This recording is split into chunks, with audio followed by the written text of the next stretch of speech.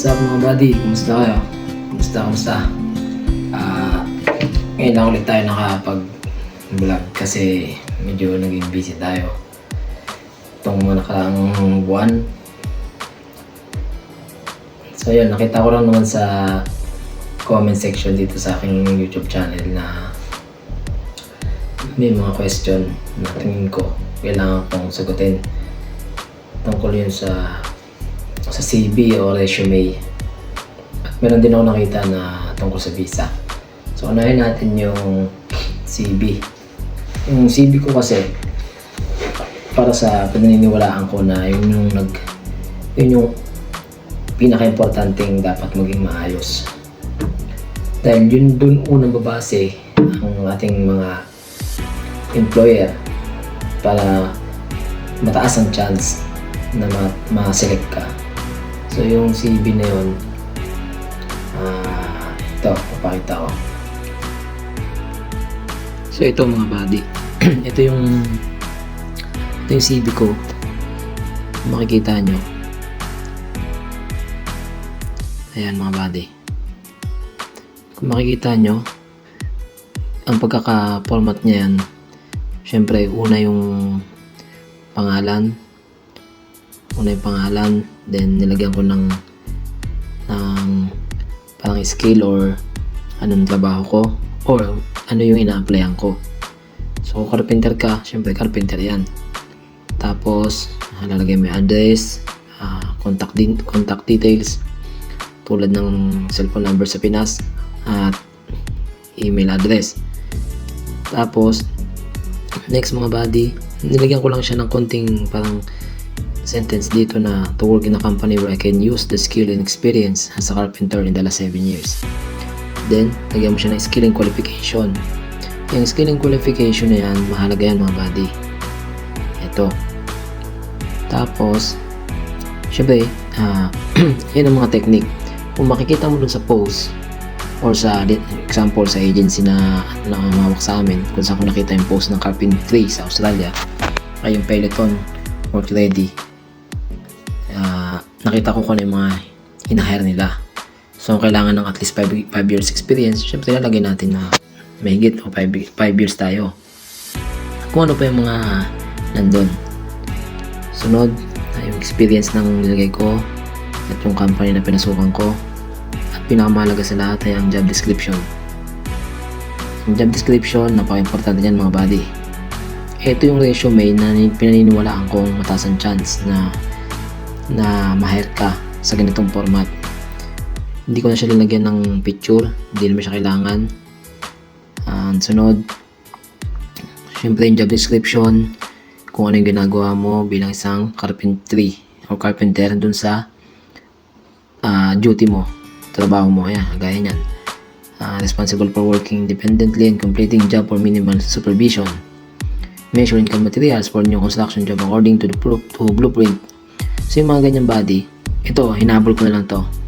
Itong install door, installation different kind of lock set, doorknob, and mortise lock. Kasi ito yung nakita ko na kailangan nila, na marunong ka na magkabit ng mga lock set or mga doorknob or mortise lock. So hinalagay ko yan, kaya iba yung font ko, makikita nyo. Pero hindi siya big deal. Tapos, dito naman sa education, sa panghuli na yan, at yung nilagyan ko siya ng personal profile, pero additional na lang yan kahit di mo siya lagyan. Then character reference at simpleng last na sentence sa huli, and then signature. So yan mga buddy, nakita nyo na yung ano natin, yung resume natin. At napaka direct to the point lang ng pagkakasunod-sunod niya. Wala na siya marami mga design pa or picture, lalo na picture, di ko na nilagyan nun dahil hindi naman siya kailangan.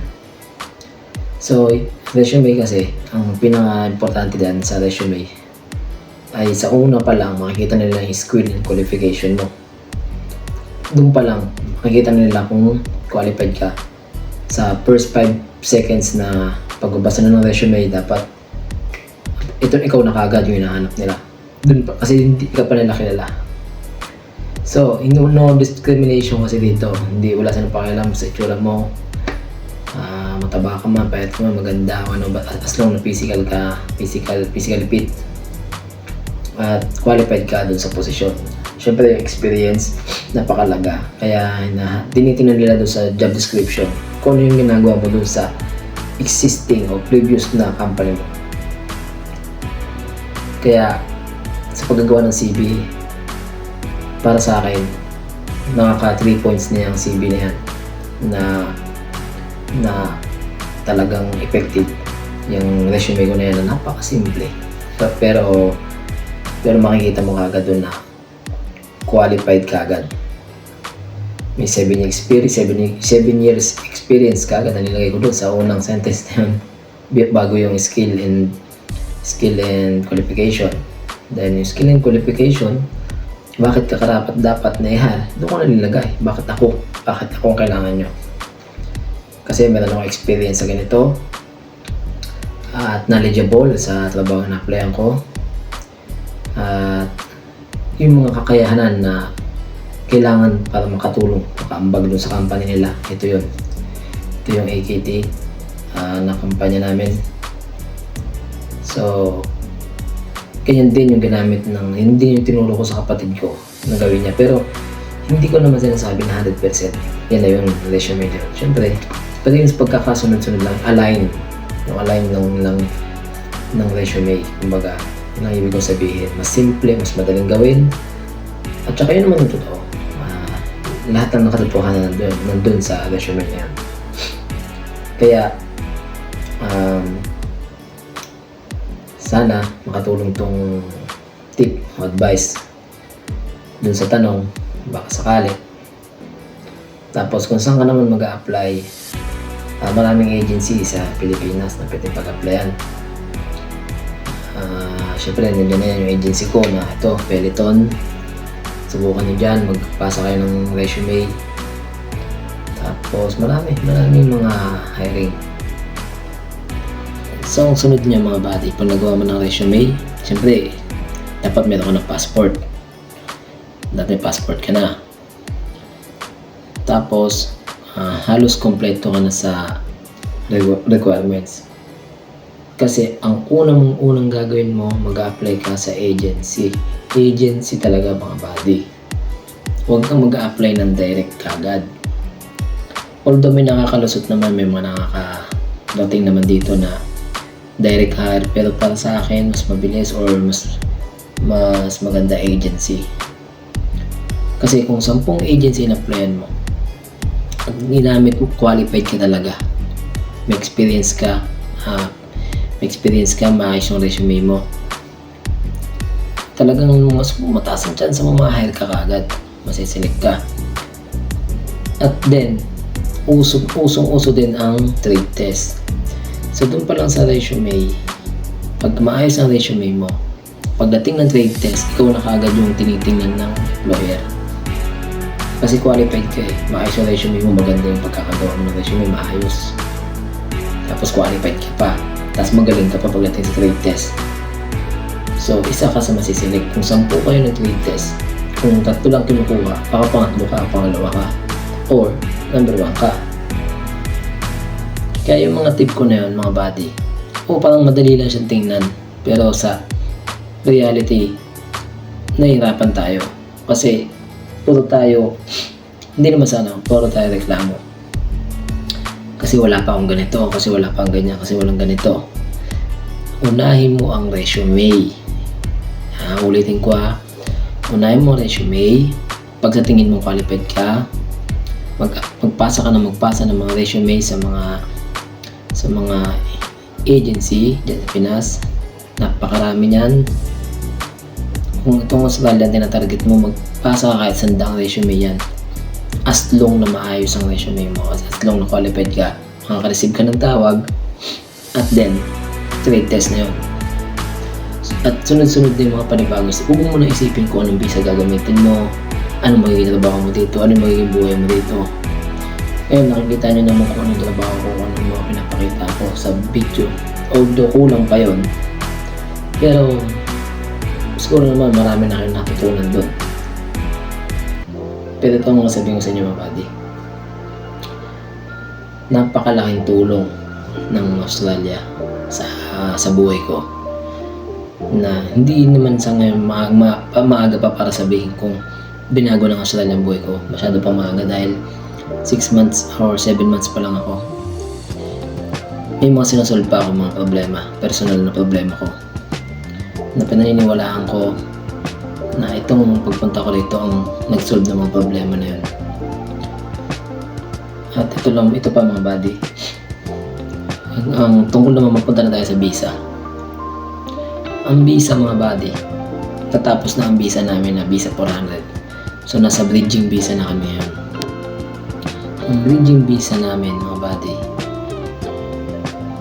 ay ang visa namin ngayon ay 482. Sana mag-grant yun. At pag nag-grant yun mga buddy, baka this year kunin ko ang pamilya ko na dito sa Australia, or next year, mga January, February, mga ganyan mga buddy. May sapat naman na siguro kong ipon. Hindi rin alam ng karamihan na nag-iipon ako para sa may goal ako na tinatahak. Na nakita ko dito sa Australia yung buhay na tingin ko deserve maranasan ng mga anak ko ang dito mabuhay sa Australia, sa education, sa health, sa environment, sa lahat. Kaya pinupursige ko, pinapanalangin ko na sana matuloy ang visa 482, 2 to 3 years or 4 years, 5 years, maging PR ako dito. At hindi natin alam, basta sa ganitong simpleng pag-vlog ko mga buddy, sana marami akong may tulong, yun man lang may balik ko sa blessing na binigay sa ni Lord. Hindi man siya financial, pero yung mga advice, mga tips na tulad nito, kahit hindi naman ako ganun kagaling na vlogger. Sana bago-bago pa lang ako, ilan pa lang subscriber ko, pero hindi ko naman inaangad magkano ako ng milyon na subscriber dahil medyo malabo naman yun. Pero hindi ko alam kung bakit ko ginagawa ang pag-vlog na tulad nito, na sinishare ko yung mga nalalaman ko. Siguro deserve nyo rin, maging ikaw, deserve mo din na makarating dito at maranasan ang buhay na hindi mo pa nararanasan sa Pilipinas, kung saan man panig ng mundo. Dahil napakaganda dito sa Australia. So yun lang mga buddy, susunod nating topic sa susunod kong vlog. Medyo matagal ako na nakapag-vlog at parang simpleng vlog lang to. Nanonood muna tayo ng concert nila Glock 9, Floji dito sa Perth. Kaya time check 4:15, so alas 5 alis na kami. Shoutout kay Kuya Vic. Kasama ko mamaya, manonood kami ng Glock 9. So palitan ko na lang kayo mamaya mga buddy, or sasama ko na dito sa vlog ko para makita nyo rin sila. So yun lang mga buddy, kita tayo doon sa concert nila Floji at Glock 9.